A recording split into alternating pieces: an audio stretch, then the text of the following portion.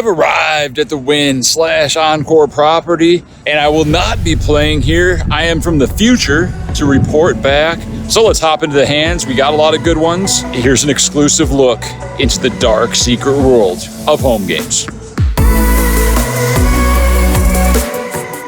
But I was challenged to a heads-up pot limit Omaha battle by a well-known art dealer, and I figured I'd probably have an edge, even though I'm not a heads-up player and I'm not really a PLO player. But life's all about taking chances. Let's take a chance and play some heads-up pot limit Omaha cash game. The blinds are 510. The buy-in is $1,000. There is no rake. We take turns shuffling. There is a level of trust, but of course, trust everybody, but cut the deck. Let's hop into a little 510 pot limit Omaha hand histories.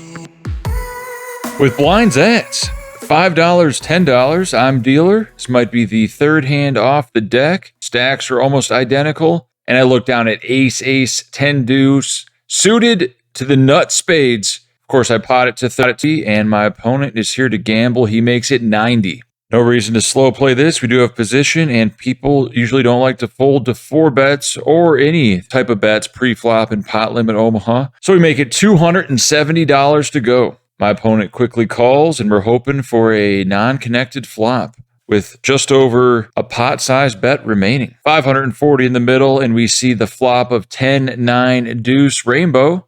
My opponent does the unthinkable and bets $300 right into me. What's he repping? Queen Jack 10-9? Pocket 10s, pocket 9s? We have a 10 blocker. I'm not buying what he's selling. I shove all in. $700 total. Of course, he calls for 400 more. Equities run very close in pot limit Omaha. I'm here to break this player and watch him reload time and time again, so I choose to only run it once. A 6 of hearts comes on the turn. If he has 7-8, we're dead. The river is the queen of clubs. He says he has a straight, and he shows the old Jack, Jack, 9-8 for the second nuts, and it's good, and we lose a $2,000 pot. Aces cracked. I reach into my pocket and reload $1,000 more. This bankroll challenge could be going in the wrong direction very quickly. Pot limit Omaha is a very high variance game. Just gotta gamble. Call. After getting stuck early, $1,000, I fear this could be a very expensive session. But over the next hour and a half, I win a lot of small and medium-sized pots and claw my way back to a loss of only $300 before we go to dinner. I'll give it to you. I have too many outs. Let's see the river. Let's see that river. That was a misplay, yes, but Yeah. I'll shoot you with that shit. I missed. At the end of the turn. I should have I hit 2 pairs. let him shoot my It's good. Had a huge draw. I would just I had save you 1 point of spades. damage. Oh, you had better spades than I thought, yeah. Flush draws. And the big, 2 bigger straight. Yeah.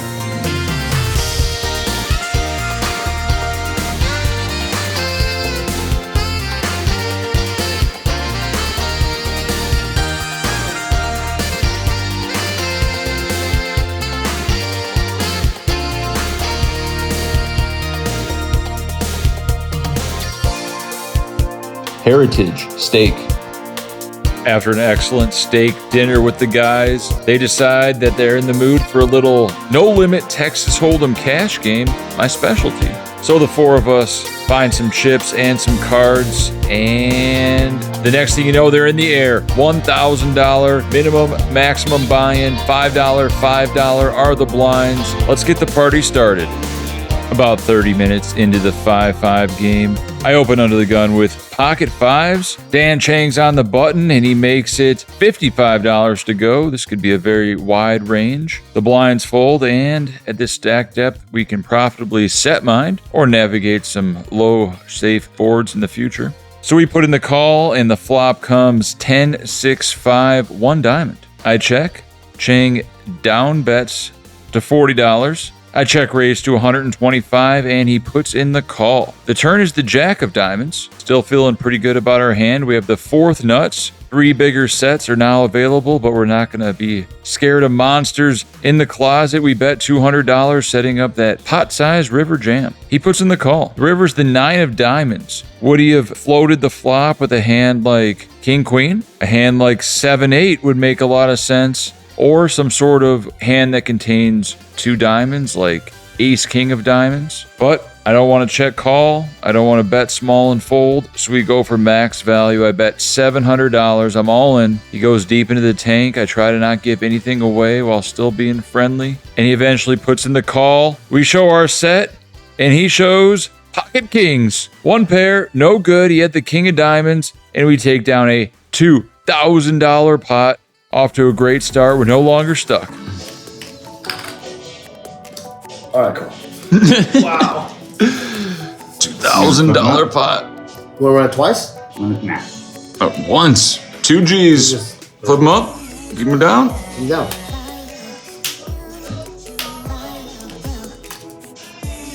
Turn to set. Oh my god. Wow. So brutal. It's not my night.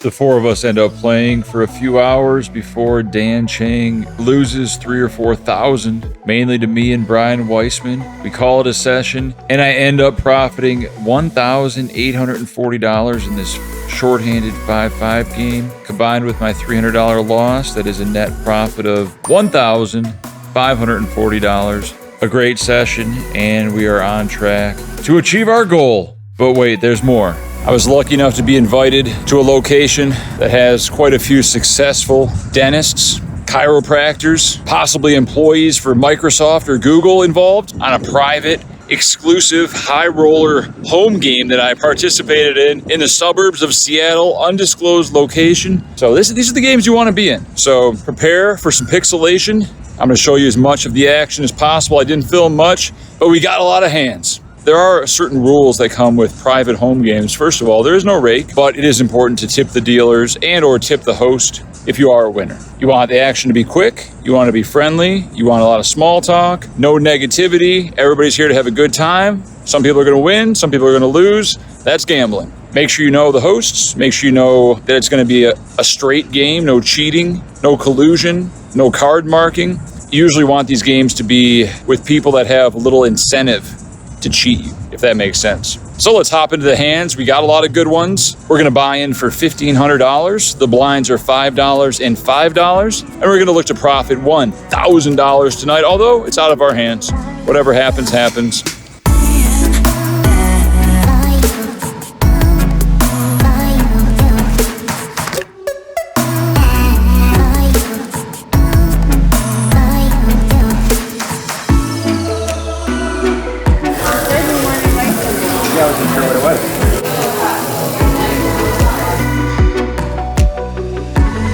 Late night in Seattle, top secret home game.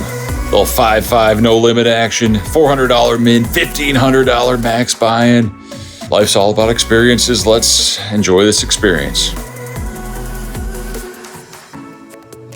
With blinds at $5, $5. A 60-year-old Caucasian dentist opens under the gun to 25. These pre-flop raises are a little bit larger in the home games. They might give off some sizing tells, so let's pay attention to that going forward. I'm in middle position with ace-7 of hearts. Normally a 3-bet versus a later position raise, but we're just going to call. We're very deep stacked, and this hand has great playability if we flop a flush draw. Two other players call behind me, $100 in the pot, and we see a flop of 7-4-4, 2 spades. Dentist bets $75 under the gun, 75% of the pot. There is no rake. This is a friendly home game. Of course, I have top. I can't fold just yet. He's repping an overpair though. I put in the call and no one else comes along. And the turn is an ace. We have top 2. We now beat ace king, ace queen, kings, queens, all that stuff. We do not beat pocket aces or the one combo remaining of pocket 7s. But he continues betting, doubles his previous bet to $150. I still am in position and not much to worry about other than the flush draw. So we put in the call and we see a river that is a queen. He might have ace queen. That would be a problem. Pocket queen's also a problem. And he's not slowing down. He fires again, $300. Very strong, especially when this is a 4-way flop. And I call twice. Do we put in the call or make a big fold with top 2 on a paired board? I snap call. If you got us beat, you got us beat. Might even be some merit for a raise here against this sizing. Maybe if you size smaller, we can raise. But in general, I think a call is pretty standard. I don't know if he's going to call or raise with ace king, ace jack. So after I snap call, we get the good news. He snap mucks and says, I missed my combo draw. I guess he had 5-6 of spades. And we move on to the next hand. Nice $600 win there. Playing. Turn card. Play. You got what you want. That's not what I wanted. Yeah, no. Ace Wheel. 3, 4, 6.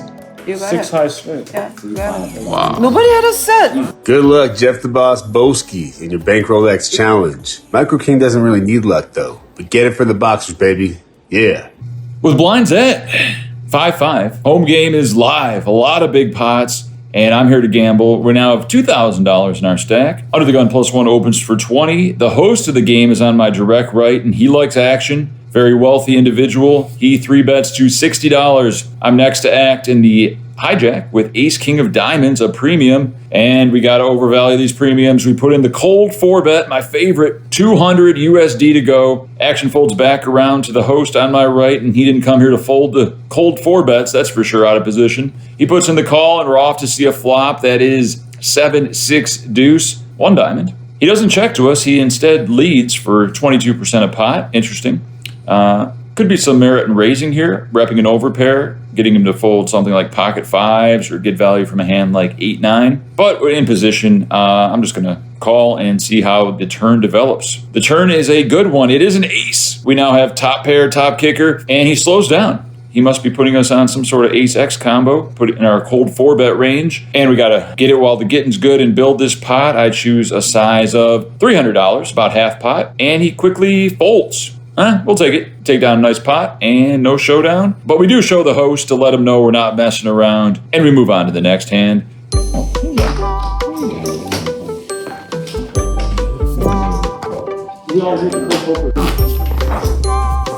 very nice.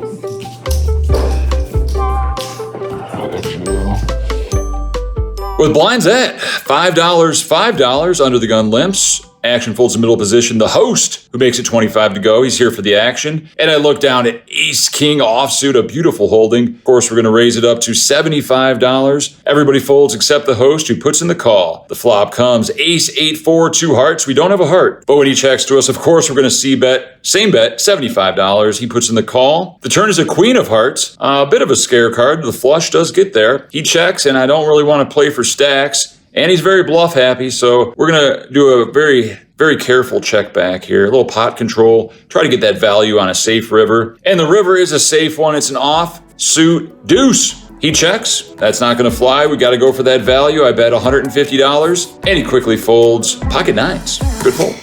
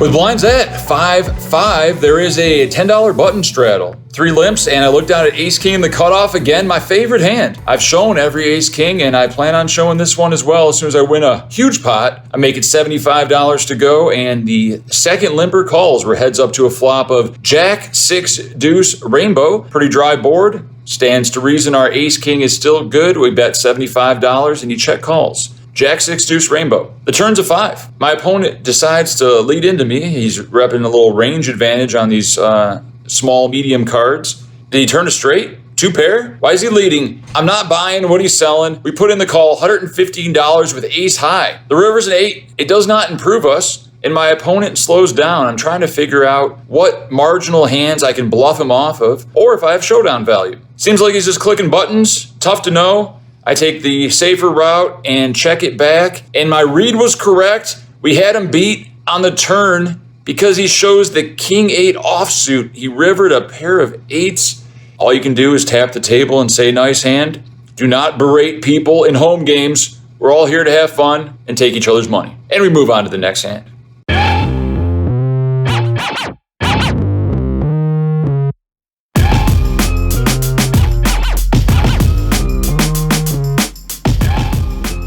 With blinds X, 5-5, there's a $10 button straddle. The stakes have been raised. There's many $1,000 pots. There's a raise to 40, 2 calls. I'm in the cutoff with Ace King offsuit again. Of course, we're going to pop this up to $250. Everybody folds except for the host on my right who wants to see a flop. And a flop, we do see Queen 10 7. We got a gutter to the nuts, but that's a very wet board. It's going to hit his flat calling range pretty hard. So I check it back. The turn's a brick, offsuit deuce, and he leads very small, $125 into me. You could have a hand like King Jack. There's a flush draw out there. You could have 2 hearts. And we have 2 overs and the nut gutter, small sizing and position. We decide to continue, put in the $125, and the river is a king. Ace Jack does get there. Jack 9 gets there. And the good news is that he checks. So I think we can still go for value, possibly get value from a weaker 1-pair type of hand. So I just double his turn bet, $250. He shows me Jack 7 of hearts. He had us completely dominated on the turn, but we got lucky on the river. He folds. We take down a nice pot. I show him Ace King again. The table goes crazy. We do have a dealer for this home game, a professional dealer. Very nice. Always tip your dealers. And even he's amazed at how many times I've gotten Ace King, and he was not in on it. So it's all on the up and up at this friendly home game. And we're up over $1,000 profit. I can almost feel that Rolex on my wrist.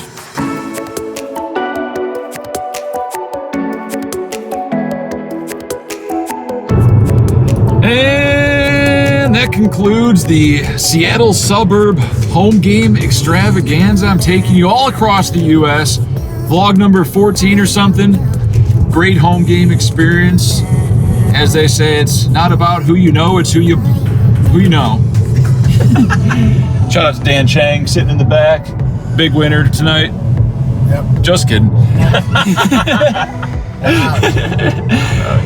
In for $2,000, out for $3,100. Nice profit. 10% closer to that illustrious Rolex. Let's complete this challenge with a bang. Stay tuned. Hope you enjoyed the hands. Who knows where we're going to play next? And I'm out.